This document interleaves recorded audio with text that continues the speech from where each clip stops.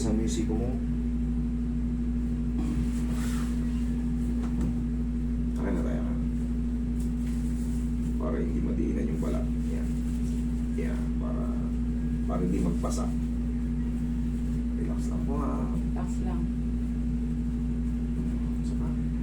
Kung lalabanan. Kung nilalabanan, relax lang. Yan. Saka. Yung saka. Dami na natin kabila. Relax. Sige tayo, babalikan natin, higa ka. Punta tayo sa main problem.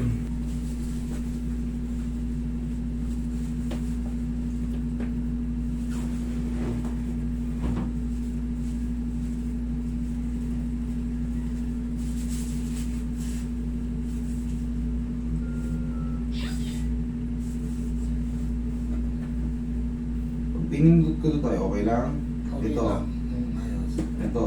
Ayos. Dito. Mm-mm. Dito. Mm-mm. So, paano kayo nakakaramdam ng masakit? Pag naglalakad sa hagdan, Oo, pag Pag naglalakad, tapos umaga sa hagdan, doon ka nagkakaroon ng Masakit. problema. Pero yung regular walk, sumasakit din ba siya?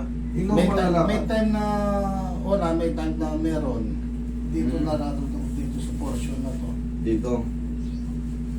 Sige. Hindi naman pala severe. Kasi yung iba, kahit normal walk, sakit din, hindi may diin. Pero sa hagdan kayo na ano, sira kayo sa hagdan. Yan ang lumalag ito. Hmm.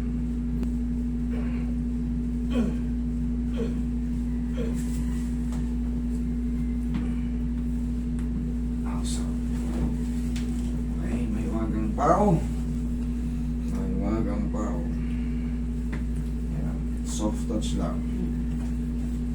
Papasa pala si tatay pagka medyo madiin.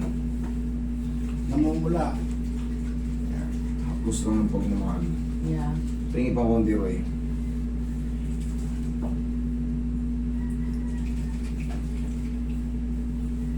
Anong minimix mo sa pau? O yun lang po para ano. Kasi bumili ako sa kapon eh. Pagka sa mga tuhod, kahit walang mix. Pero kung kayo ay magpapa full body massage, siyempre kailangan ng matagalan kasi ang massage eh. Kailangan para dumulas siya. Kasi pag puro maaaring masunog yung balat natin pag mali ang gamit natin. Kasi pag inirarab mo, siyempre magkikreate ng friction, iinit palalo, mainit yan.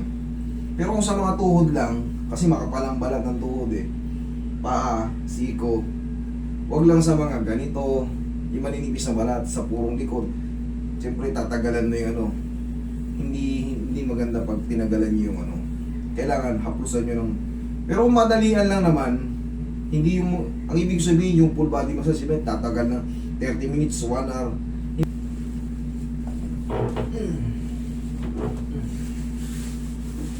Itong kaliwa mo tayo, okay naman. Okay naman yan. Okay. Tagilid ka tayo. Dito naman tayo sa balakang. Hindi na kayo mag-abroad. Okay na kayo. Matanda na. 1993 pa ako nagdito. Nung nag-asawa na ako, dito na ako. Relax na.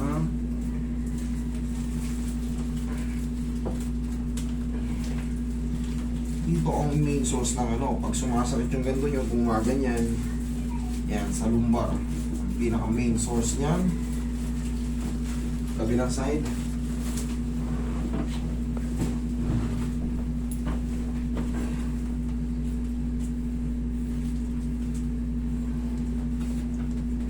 Relax na. Dami. Daming lumagot to. Sige tayo, dapa ka tayo. Uy, dahan-dahanin mo lang din na medyo soft pala si tatay eh. Mukhang ano, okay na yan. Sige, upo kayo tayo. Okay, thank you. Diyan lang muna.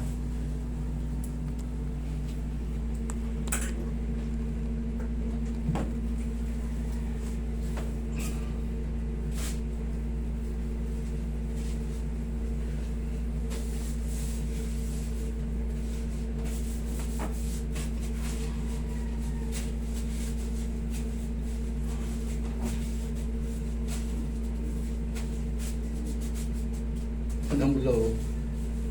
Ano nga lang ano ko eh. Haplos lang ang pagmamahal ginagawa ko. Gano'n lang. Pero, hindi naman kayo naiirita. Hindi. Okay. Kaya? Kaya. Kaya? Kaya. Kaya? Kaya. Iyan, masagot na. Okay. Oh, wala namang masakit. Wala. Wala. Okay, good. Tay, lakad mo yung ano mo tayo. Testing natin yun, no? Ito tayo, sinilas mo na kayo. Tingnan, testing dun sa hagdan.